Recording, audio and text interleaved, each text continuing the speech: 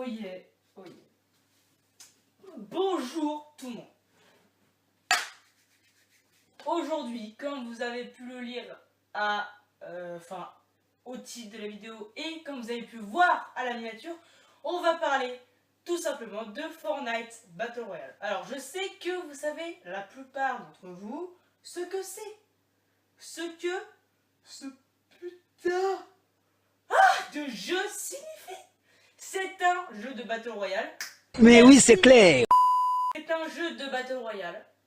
Donc voilà, donc déjà je vais vous dire un peu le but du jeu. Donc pour ceux qui ne connaissent pas et qui vivent dans leur grotte, Fortnite Battle Royale est un jeu, comme son nom l'indique, c'est un Battle Royale. Et du coup, vous êtes propulsé, vous êtes lâché sur une île de 100 joueurs. Et le but est de s'équiper au plus rapidement et de terminer le dernier joueur en vie, en tuant le maximum de personnes. La différence des autres Battle Royale, et on va en parler dans cette vidéo, c'est que nous pouvons construire, ce qui n'est pas possible sur les autres. C'est ça qui fait la différence entre tous les autres Battle Royale à Fortnite, c'est que nous pouvons construire. Et c'est aussi pour ça que ce jeu a buzzé. Là, on va parler de son évolution.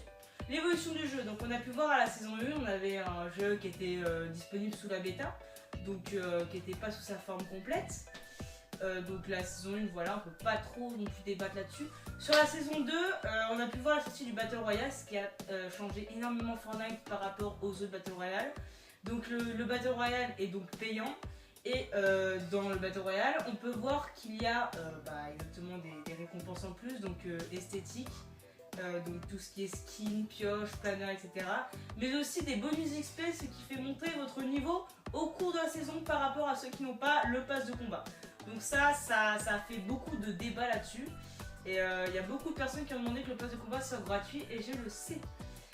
Après, en saison 3, toujours le petit Battle Royale. Sous un autre thème, donc le premier Battle Royale, le premier pass de combat, c'était sur le chevalier.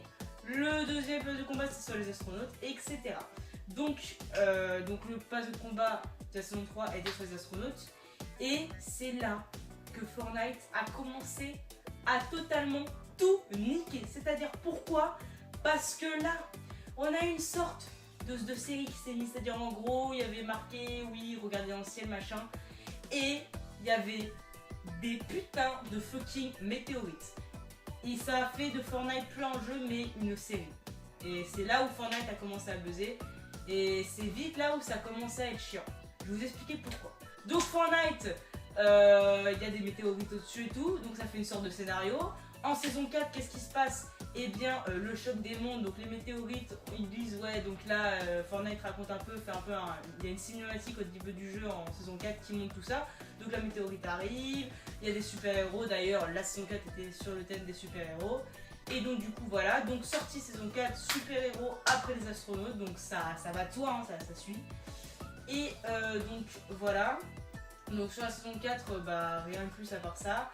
Bien sûr, après, il y a eu donc l'arrivée des modes temporaires en saison 3. Et du coup, c'était super bien. Et là, en saison 5, donc aujourd'hui, eh bien, on retourne dans le passé et au temps des Vikings et tout. Et on en est aujourd'hui ici et c'est le même fonctionnement depuis la saison 3, donc ça n'a pas changé. Donc là, Fortnite, qu'est-ce qu'ils ont fait? Ils ont essayé de captiver le joueur, donc de créer une série pour que le joueur puisse jouer tout le temps. Et c'est ce qu'ils ont fait parce que dans la saison 2, sur le pass de combat, il n'y avait pas de défi, du coup, vous jouez c'était avec vos compétences. Donc là, c'est soit t'es bon et t'arrives à avoir le pass de combat en entier, soit t'es nul, voilà. Que en saison 3, ils avaient mis des défis. Et c'est là où le jeu a commencé à être sérieusement, c'était très addictif. Comment Fortnite ça a percé? Ça a percé tout simplement parce que comme je vous l'ai dit, Fortnite, au tout début, Fortnite était pas un Battle Royale, c'était un mode sauver le monde. Voilà, ça s'appelait Fortnite sauver le monde. Et donc tu pouvais construire, tu tuais des zombies et tout, donc un peu comme sur Call of Duty. Mais là on n'en parlait pas trop en 2011, c'est-à-dire en gros il n'y avait pas beaucoup de personnes qui connaissaient ce jeu, c'était pas très people, tu vois. Et là, quand Epic Games, les créateurs de Fortnite, ont commencé à voir qu'il y avait PUBG, H1Z1, donc je sais pas comment on prononce, mais c'est ça, et le mode bataille dans Minecraft, et bien ils se sont dit, pourquoi pas faire un Battle Royale. Et là, ils se sont dit, attends, Et là, ils vont faire un Battle Royale. Mais il fait nous. Ce qui nous, nous sépare par rapport aux autres Battle Royale, c'est que nous, on a la construction et ils l'ont pas. Et c'est là où Fortnite a vraiment su percer. Et c'est pour ça, il y a beaucoup de gens qui se disent la fameuse question. Mais attends, mais Fortnite, ça fait qu'1 an, ça existe. Comment ça a pu percer en 1 an? Et bien voilà pourquoi ça a percé. Tout simplement parce que par rapport aux autres Battle Royale, il y avait le mode construction. Et surtout les amis, c'était un jeu qui était disponible sur les plateformes consoles et qui était gratuit. Voilà pourquoi ça a percé. C'est que ce jeu était gratuit par rapport aux autres qui étaient payants. Minecraft c'était payant, pour avoir le mode bataille il fallait acheter le jeu. PUBG c'était payant et H1Z1 c'était payant. Comparé à Fortnite qui le sauver le monde était payant mais la base du jeu était gratuite. Du coup voilà pourquoi ça a percé. Après voilà, on va parler des problèmes que ça. C'est que le problème de ce jeu, et Epic Games c'est ce qu'ils veulent, c'est ce qu'ils cherchent, c'est que comme j'ai dit c'est très addictif. Par exemple vous arrivez, vous perdez une partie, vous faites un top 2, vous avez envie de faire top 1, du coup vous allez rejouer. Bah non c'est ma dernière partie, et puis vous en faites 15 derrière. Et c'est très addictif et du coup Fortnite cherche à faire aussi passer des messages par rapport aux couleurs qu'ils utilisent. C'est pour ça que voilà, Fortnite c'est quand même un jeu qui passe des messages mais qui cherche son public, mais vraiment. C'est-à-dire là, on est sur une majorité de jeunes joueurs.